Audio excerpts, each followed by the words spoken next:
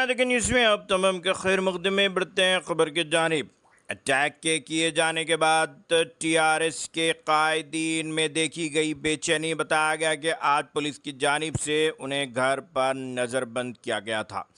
इस सिलसिले में बताया गया कि मल्ला रेड्डी को भी आज पुलिस ने घर पर नज़रबंद किया। इस सिलसिले में गांधी की जानिब से गुज़िश्ता रात पेश आए इस वाक़ये के बाद टीआरएस और कांग्रेस के कायदीन में रात भर रस्साकशी देखी गई।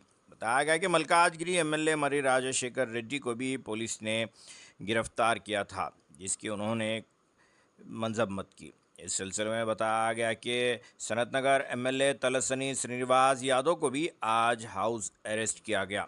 इस मौके पर साबिका डिप्टी स्पीकर व मौजूदा सिकंदराबाद एमएलए टी पद्माराव गौड़ को भी हाउस अरेस्ट किया गया। बताया गया कि साबिका वजीर हरीश राव को कोकापेट पर वाक़ उनके मकान पर बैरिकेड्स उनके घर के रूबरू डालकर उन्हें भी हाउस अरेस्ट किया गया और लोगों के मिलने से रोका गया।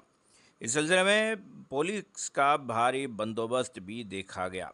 इस सिलसिले में बताया गया कि एमएलए आर के पुरी गांधी की जानिब से किए जाने वाले इस मामले को लेकर बीआरएस कायदीन में बड़ी बेचैनी देखी गई है। सिलसिले में बताया गया कि MLA Padi Kaushik Reddy Sambipur MLC Raju house पर भी इन्हें भी नज़रबंद किया गया।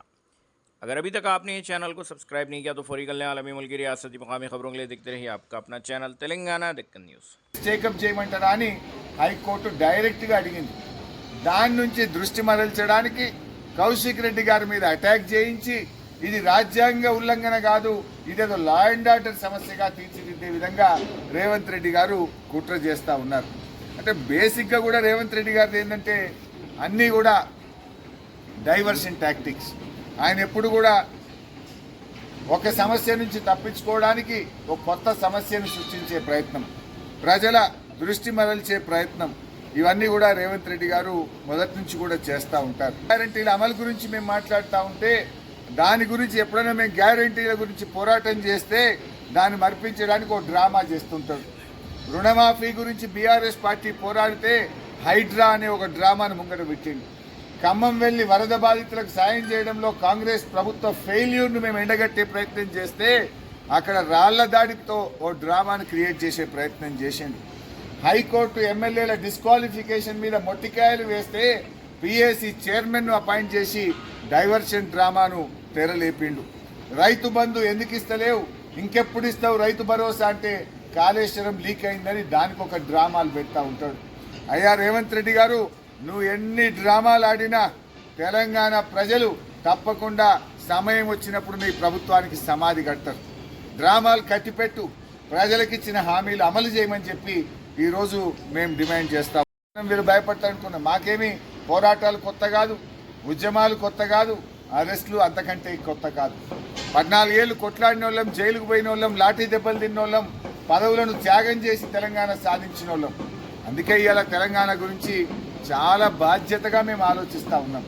సరే, నువ్వు మొన్న ఖమ్మంలో రాళ్లతో కొట్టియచ్చు, నిన్న హైదరాబాద్లో కౌశిక్ రెడ్డి ఇంటి మీద రాళ్లతో కొట్టించవచ్చు. ఎన్ని రాళ్ళు విసురు, ఆ రాళ్లే రేపు మళ్ళీ బీఆర్ఎస్ ప్రభుత్వం రావడానికి పునాది రాళ్లుగా మారుతాయి. రేవంత్ రెడ్డి గుర్తుపెట్టుకో అని చెప్పి నేను హెచ్చరిస్తా ఉన్నా. ఈరోజు మేమేమో ఒక బాధ్యతాయుతమైన పార్టీ, పోరాడి తెలంగాణ తెచ్చిన వాళ్ళం, 14 ఏళ్ళు కష్టపడి తెలంగాణ తెచ్చిన వాళ్ళం, 10 ఏళ్ళు కేసీఆర్ పాలనలో దేశానికి ఆదర్శంగా తెలంగాణను నిలిపినటువంటి వాళ్ళం. అందుకే మీరు మొన్న చూస్తే 16వ ఆర్థిక సంఘం వస్తే రాష్ట్రానికి మేము రాష్ట్ర ప్రభుత్వం గురించి మాట్లాడలే. రాజకీయాలకు అతీతంగా రాష్ట్ర ప్రభుత్వం అనేక వైఫల్యాలు ఉన్నాయి. 16వ ఆర్థిక సంఘానికి తప్పుడు లెక్కలు ఇచ్చింది.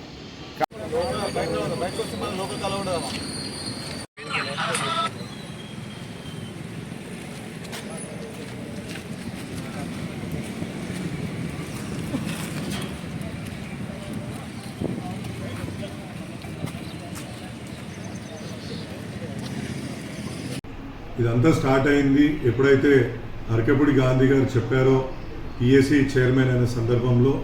ఆయన ఏం చెప్పాను, నేను పార్టీ మారలేదు, పార్టీ మారకుండా నేను బీఆర్ఎస్లోనే కొనసాగుతున్నా అని చెప్పిండ్రు. సో అప్పుడు కౌశిక్ రెడ్డి గారు కూడా, అరే నువ్వు పార్టీ మారలేదు కాబట్టి కొన్ని అపోహలు అందరూ నువ్వు కండువా వేసుకున్నావు అని అపోహపడుతున్నారు, కాంగ్రెస్లో జాయిన్ అయినావు అని అపోహపడుతున్నారు. కాబట్టి మీ ఇంటికి వచ్చి మేమందరం సంఘీభావం తెలుపుకుంటాం అని చెప్పిన సందర్భంలో మరి గాంధీ గారికి ఏమైందో తెలియదు. కౌశిక్ రెడ్డి గారి ఇంటిపైకి దౌర్జన్యంగా ఆయన అనుచరులను తీసుకొచ్చి దాడి చేయడం జరిగింది. ఆ విధంగా మనం హైదరాబాద్లో ఇంతకు ముందెప్పుడు ఒక ఎమ్మెల్యే ఇంకో ఎమ్మెల్యే ఇంటిపైకి పోయి దాడి చేసిన సందర్భం మనం ఎప్పుడు చూడలేదు. ఆ సందర్భంలో గాంధీ గారిని నిలువరించకపోవడం, పోలీసులు మరి ఏం చేస్తున్నారో అర్థం కాదు. గాంధీ గారిని వాళ్ళ ఇంట్లోనే ఆయన బయటకు వెళ్లకుండా చూసుకుంటుంటే ఈ విధమైన ఇష్యూస్ రాకుండా ఉండేది. కౌశిక్ రెడ్డి ఇంటి దాకా రానిచ్చి కౌశిక్ రెడ్డి ఇంటి పైన దాడి చేయడం నిజంగా ఇది పోలీసులు మరి ఏ విధమైన డైరెక్షన్లో పనిచేస్తున్నారో మనకైతే అర్థం కావట్లేదు.